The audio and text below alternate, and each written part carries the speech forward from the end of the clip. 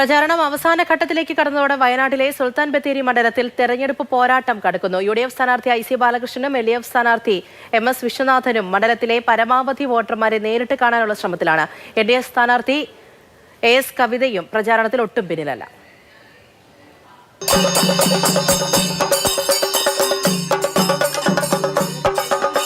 നാലാം തവണ സുൽത്താൻ ബത്തേരിയുടെ പിന്തുണ തേടുന്ന IC ബാലകൃഷ്ണന് മണ്ഡലത്തിലെവിടെയും അപരിചിതത്വമില്ല.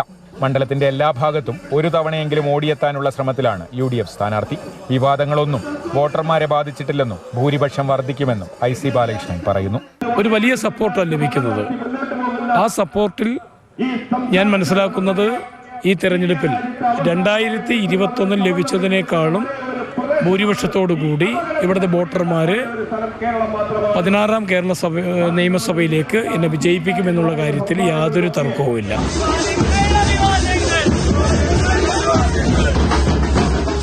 കഴിഞ്ഞ തവണ IC ബാലകൃഷ്ണനോട് പരാജയപ്പെട്ട MS വിശ്വനാഥൻ ഇത്തവണ അട്ടിമറി ഉറപ്പിച്ചാണ് മുന്നേറുന്നത്. മണ്ഡലത്തിലെ വികസന മുരടിപ്പാണ് പ്രധാന പ്രചാരണായുധം. ജനങ്ങൾ പറയുന്നത് ഈ 3 ടേമിലും, അതായത് 15 വർഷം ഇവിടെ MLA ആയിട്ടും യാതൊന്നും ചെയ്തിട്ടില്ല എന്നാണ് പറയുന്നത്. അത് നമുക്ക് ബോധ്യമുള്ള കാര്യമാണ്. അപ്പോൾ അത് തന്നെയാണ് ജനങ്ങൾ പറയുന്നത്. വികസന മുരടിപ്പാണ് ഏറ്റവും പ്രധാനം. അത് ഈ മണ്ഡലത്തിൽ ഇനി ഉണ്ടാവില്ല.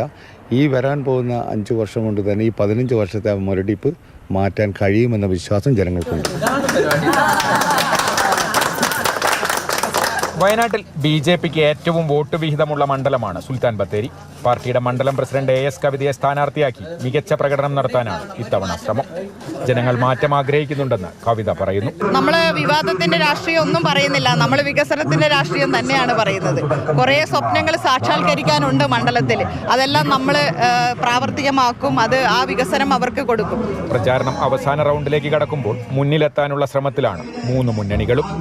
കമൽ, മാതൃഭൂമി ന്യൂസ്, വയനാട്.